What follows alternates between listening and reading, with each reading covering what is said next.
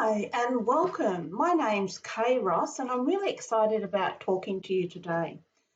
So one of the biggest questions I'm constantly asked is, where will I put my online course? And there's so many options out there and a lot of people just get so confused. They've got no idea which way is going to work for them. So I've decided to make just this short video talking about some of the options you've got so that you can then decide which one is going to work best for you. So there's really 5 major options to be aware of when we're talking about online courses. And they are do-it-yourself, marketplace, learning management systems, plugins or apps, or custom built.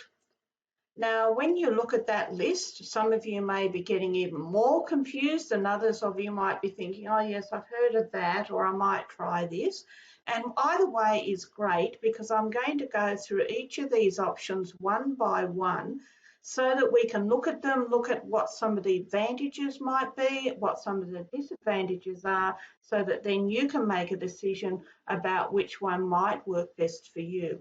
And I've tried a lot of these, so if you've got any questions specifically about any of them, you can get in contact with me later. So the first one I wanted to talk about is the do-it-yourself option. Now, a lot of people decide to use this when they're first starting out, and the reason is they don't have much money. Now, I am not a big fan of the do-it-yourself option. The do-it-yourself option usually consists of sending out an email with something attached. It might be a video, or it could be a PDF or some information, or putting it on social media such as Facebook. Now, yes, it's free, but the problem is you can't really expand on it. It does look cheap, and so a lot of your clients are probably thinking, oh, well, you know, they can't afford much, so how good is the course going to be? Now, if it's the only option you can think of, then okay, because the advantage is, yes, it's free. The other advantage is that often people feel more comfortable using it because they know how to use email, they know how to use social media. Now, some of the other options I'm going to talk about also have those advantages. Disadvantages, as I said, is it's very hard to expand on this one. If you then decide to go on to some other platform, you can't take your people with you except if you do it manually. So if you're starting out and that's the one you want to do, then go for it. As I said, you're the one in charge. You send your emails, you look after the social media side of it, and you could start your course off doing it that way. Now, another option, number 2, was marketplace. Now, marketplace is like going into a supermarket and being faced with many different options. Now, the 2 biggest marketplace offerings for online courses are Udemy and Skillshare. Now, both of those are free to put your courses up. Sounds good. And in some ways that is good. However, the disadvantage is you have no control over how much they might sell your course for. And they also take a fairly hefty percentage of any course sales. So for example, and Udemy are changing this all the time, if somebody comes into your course on Udemy via the Udemy marketplace, then they actually take most of the money. If somebody comes in via a link that you've sent them, then and they go in and they buy your course on Udemy, then the percentage isn't as high as what Udemy takes. But I've seen people putting up a course for $97 and within a few weeks it's on sale for $9.99 for, you know, a week or 2 weeks, and then it might be $49. You have no control over it because Udemy is in charge. The other thing to think about with both Udemy and Skillshare is that they own the student, you don't. So you actually don't have access to your students' emails.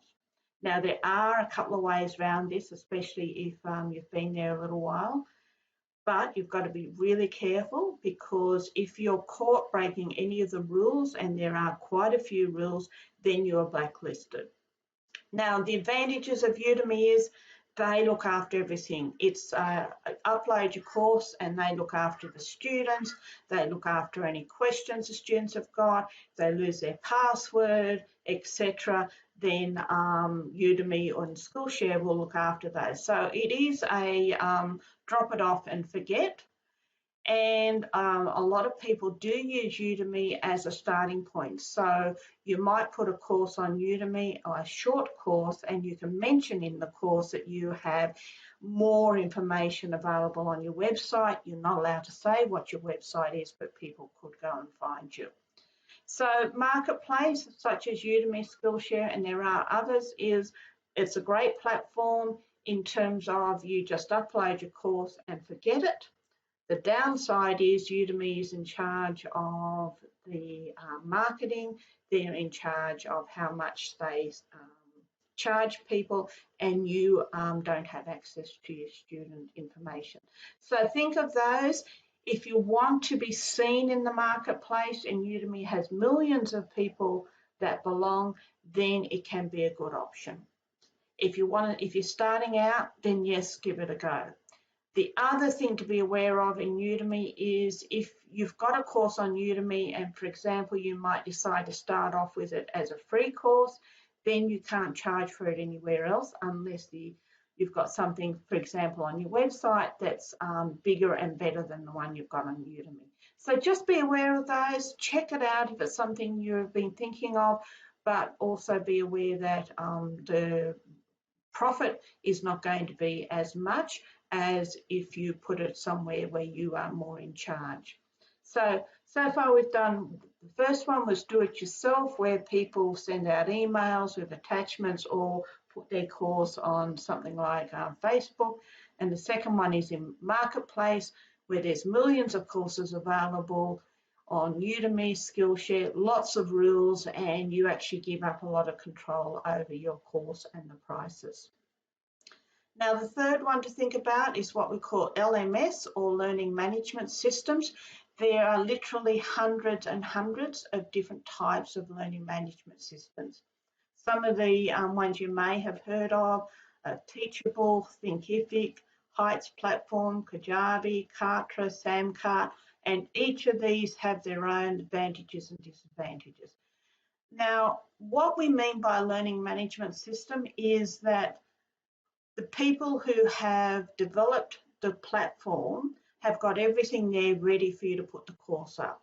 Now, for some of them, for example, Teachable and Thinkific, they actually have a free tier, so you can put your course up for free and they take a higher percentage of any money that you make. As you build up, then you can go into one of the paid tiers, where you're paying a monthly fee or an annual fee, and you're not paying as much of a percentage to Teachable or Thinkific if you go up on those tiers. So it's not as much percentage as if you're on the free one. Heights Platform is another one that has a lot of options for adding courses. Kajabi and Kartra are what we'd call an all-in-one platform, where you can have your website, a bit of email, but a big focus on courses. Samcart is new to the course industry at the moment. They're known for their selling digital products, and they're now selling courses. Now, the thing about LMSs is you own the students. You own the course information that you put up. There may be slightly limited into how the course might look or what the landing page is, because you're using a platform that somebody else has developed. But the advantage is they're usually very easy to use. They have lots of tutorials, and I would suggest you check them out and have a look. But an LMS, different to Udemy, because you're in charge. You decide on the price, and the price is what charged, and depending on which one you are in will depend on how much money they take out before you see your money. You can also look at how long it takes to get paid. Some of them you're paid within 10 days of somebody buying a course, and others it's at the end of the month. So they're the things that are worth checking out. They're a really good option if you want something easy to use where you're in charge of the information that you put up, you're in charge of the students that come on board. They can look really good. Most of the time they're very easy to use, especially with the tutorials and videos that are included when you sign up. So an LMS or a learning management system is absolutely an option to look at and to be aware of. Number 4 is plugin or apps. Now these are for people who have a WordPress site and want to add in a plugin or an app. Some of the common ones here are LearnDash, MemberPress, Lifter LMS, Sensei. There's quite a few. And advantage is usually it's a one-off fee for you buying the plugin. Disadvantage is it can be tricky to set up. So you do need to be a little bit more tech savvy if you're setting up a WordPress plugin learning management system. The other thing is you are totally in charge of it. So once you've set it up, once you've got the course there, it's all yours. So if you charge somebody $99, it's going to be $99 that lands in your account. If you charge somebody $49, you'll get $49. So a little bit different from the learning management systems, where depending on what one you're in will depend on how much money they take out.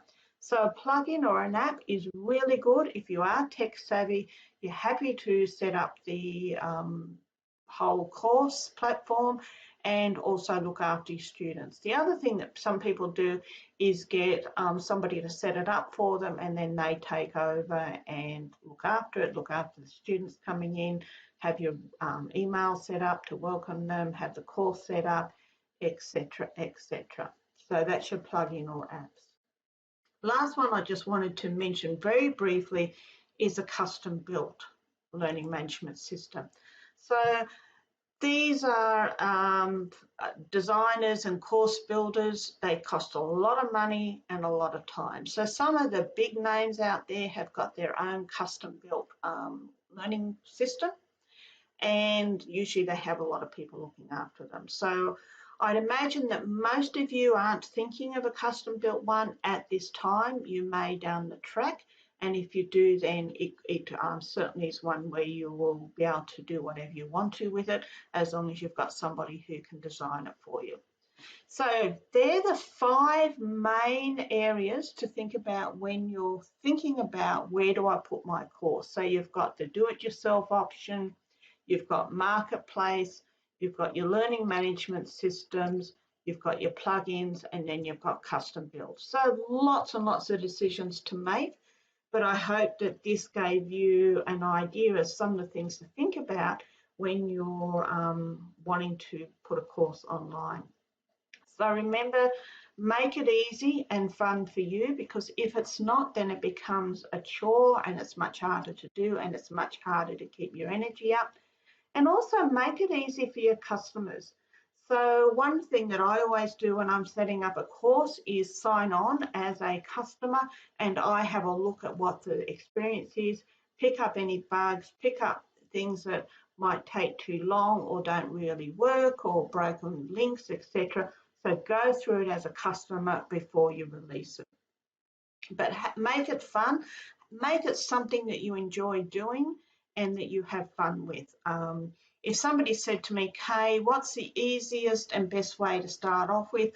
I'd actually say start off with a learning management system. And if you're short on cash, start off with the free option with Thinkific or Teachable. And then as you're making money, then you can expand. So who am I? That's me there. I'm a course creation consultant. I'm a bit of a weirdo because I really love anything to do with developing online courses. I've been doing it for many years. I have a Master's of Education, which means I do know how to make courses educationally sound, especially for adult learners. I've taught and supported other aspiring course creators, and I've created over 50 online courses for universities, colleges, businesses, and also for myself. So I'd like to think I know what I'm doing, and I love helping other people to also do it. So if you'd like to contact me, any questions or comments, there's my email, k@krossbiz.com, my website, krossbiz.com. I've got a Facebook page there, facebook.com/krossbiz01, and I do have some YouTubes at kross01. Now, for those of you who have stuck it out to the end of the video, I do have a special offer. If you'd like some one-on-one coaching on getting your course up and going, or you've got questions about the learning management systems or where you should put it or anything else to do with courses, I'm happy to give to you a 25% discount. This is only for the first 10 people who sign up. So all you need to do is go to the link. I've got the link there. You can click that, bookme.name/krossbiz/course creation and add course 25 off when you're asked for the your payment when you're choosing to do that. You can choose the date and time. The system that I'm using, Book Like a Boss, the time will be shown in your time zone, so you don't have to worry about trying to work out what it is. I'm actually in Australia on the East Coast, so I'm in Australian Eastern Standard Time, but when you log on, it'll be in your time zone. So to recap, there are 5 main areas for putting your course online: the do-it-yourself option, the marketplace, learning management systems, plugins, and custom courses. So I hope you found that useful. I hope I've given you some food for thought. And as I said, if you'd like to pop on and go through this in more detail with any questions you've got, then book a session there at 25% off, so a really good deal. So thanks very much. Hope you found this useful, and I look forward to seeing you on my next video. Bye for now.